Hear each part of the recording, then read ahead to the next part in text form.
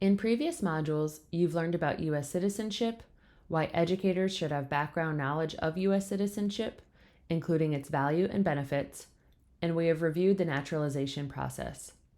In this module, we are going to navigate the U.S. Citizenship and Immigration Services website to help you find reliable information as you support immigrant youth and their families in avoiding immigration fraud. In navigating the USCIS website, through this module, you'll familiarize yourself with some of the available tools. You'll be able to tell the real USCIS website apart from imposters, and you'll have a more detailed understanding of the value of the website as a reliable resource for you and others. We hope that you'll share this resource with families, students, and colleagues for their own personal use, as well as integrate information and materials provided by the site into your own teaching whenever relevant. As a reminder, the Reliable Resources handout found among the course's downloadable files has been designed to assist you in providing support to immigrant students and families. Many parts of the USCIS.gov website we will be discussing in this module are listed by topic in this handout. Note that each line of the handout is hyperlinked to the resource described. Please keep a digital copy of this document on your device so that you can click through to any given resource on the list whenever relevant. Now we are going to explore the USCIS.gov website. This video provides an overview of how to navigate the U.S. Citizenship and Immigration Services website.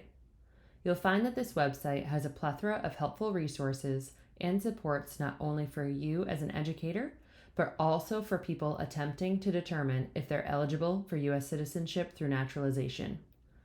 As educators, you're probably very familiar with navigating different types of websites, but your students and families might need support in learning how to find the resources most appropriate for them. This overview will guide you on how to access some of the documents most likely to be of use to students and parents in your community. The first thing to notice about the home page is a drop-down to let the audience know that it is an authentic website. The address ends with .gov, and when you enter personal information on pages within the website, the lock will indicate that it is secure. Another feature to share with students and families is that there are multilingual resources available on USCIS.gov. You can toggle between the Spanish language and the English language interface for the entire website by clicking on the word Español or English toward the upper right-hand corner of the site. While English and Spanish are the only two interface options, there are also many documents on USCIS.gov available in other languages. After clicking on Multilingual Resources link, you'll be taken to a page where you can search for official USCIS materials by language or by topic, or you can enter keywords within the content bar. The ability to narrow your search by language is a really valuable feature for users with limited English proficiency, but those who have literacy in their home language. Now let's go to the top bar to navigate the website. You'll notice that these tabs remain fixed on the screen no matter where you go within the site. The down arrow indicates that they all expand to host additional resources related to that topic. As a reminder, most people need to be lawful permanent residents for at least 5 years before being eligible for the naturalization process. If someone does not yet have a green card, one might first start with eligibility categories under the Green Card tab to see if that person is eligible for a green card. I'm showing this as one example of different ways to navigate once you're within the website. Once I've clicked on Green Card eligibility categories, you'll see that there's a left-hand navigation and a right-hand navigation. Here on the right side, you'll see that the website stacks information, so you could either click on the arrow button to expand the content, or you can click on the entire bar to expand the content. Families with limited experience in using computers or with beginner level English literacy, however, might need guidance in using these different types of navigational menus to know when something is hyperlinked with the blue text and underlined or not. In addition to having the information on the right side, you'll see that there's expandable content with links on the left-hand side.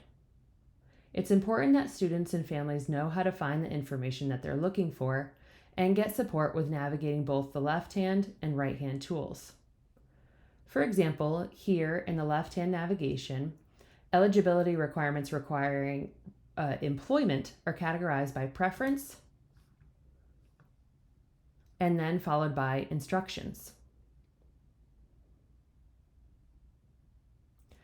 However, in the right-hand navigation, which I'll go back to using this back arrow, you'll see that green card through employment, once expanded, was categorized by category and then by preference. However, if you click on the example of immigrant worker, it does bring me back to that left-hand navigation bar. So you'll see that you can find the same information, but it is navigated differently. We're now going to return to the top navigation bar of the website.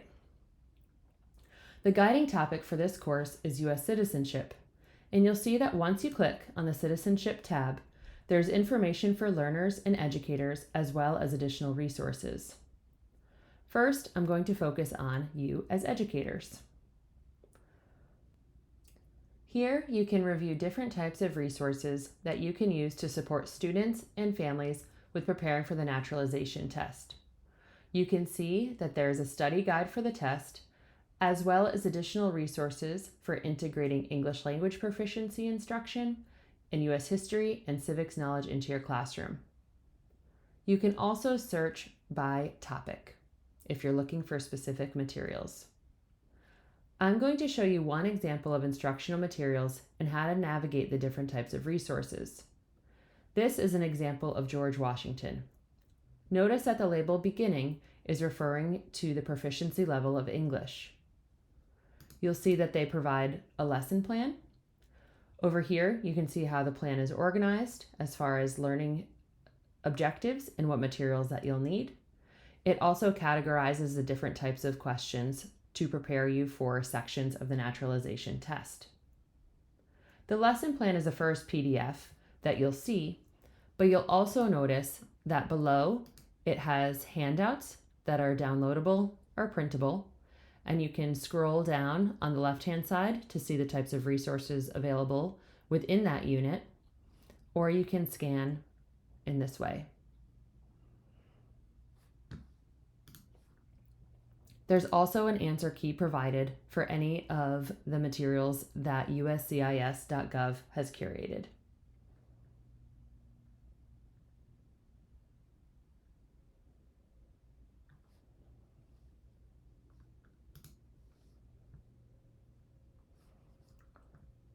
This website also allows people to take practice naturalization tests.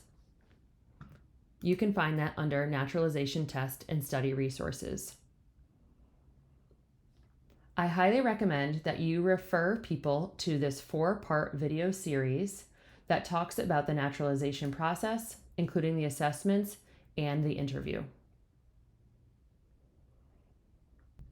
Other resources that are available can be found either these pre-labeled topics, where you might have people who want to learn more about their eligibility for naturalization or for applying for green cards. Under commonly asked questions, you'll see that there's information about finding legal advice and avoiding scams. Information such as this can also be found under topics. And when you're ever unsure of how to find information with the pre-labeled topics throughout the site, you can always search the site at this top search bar. One page I do want to bring you to is about finding legal services. So I'll start under Topics and click on Find Legal Services. From this page, you can see that there's a list of recognized organizations. What's great about this page is that, like most of the USCIS.gov website, the organizations can be found in different ways.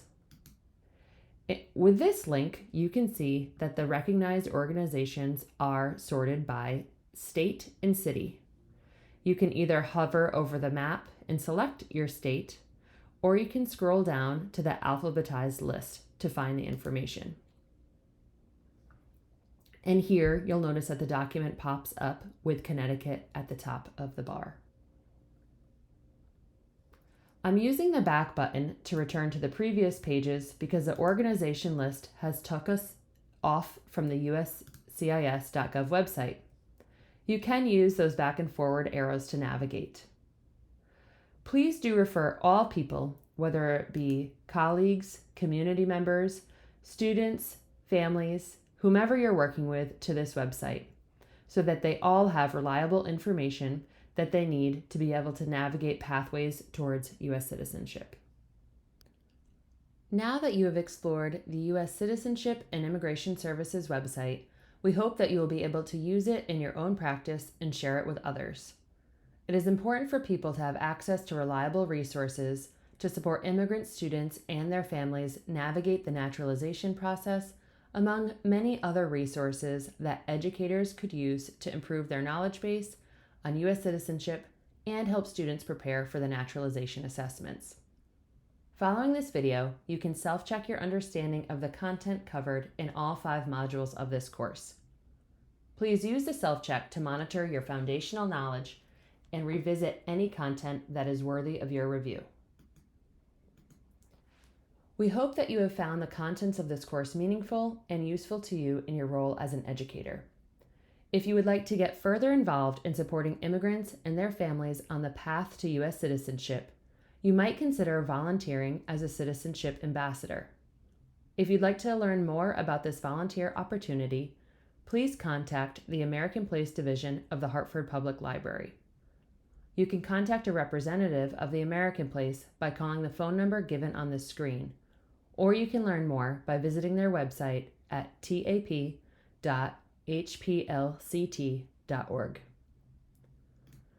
Thank you so much for participating in the learning of this course.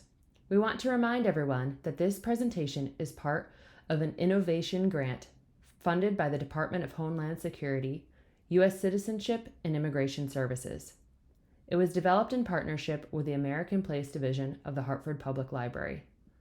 The views and conclusions contained in this presentation and corresponding documents are those of the authors and should not be interpreted as necessarily representing the official policies, either expressed or implied, of the U.S. Department of Homeland Security. Please continue your work being an advocate, ally, and trusted resource for immigrant youth and their families by sharing this learning and resources with others.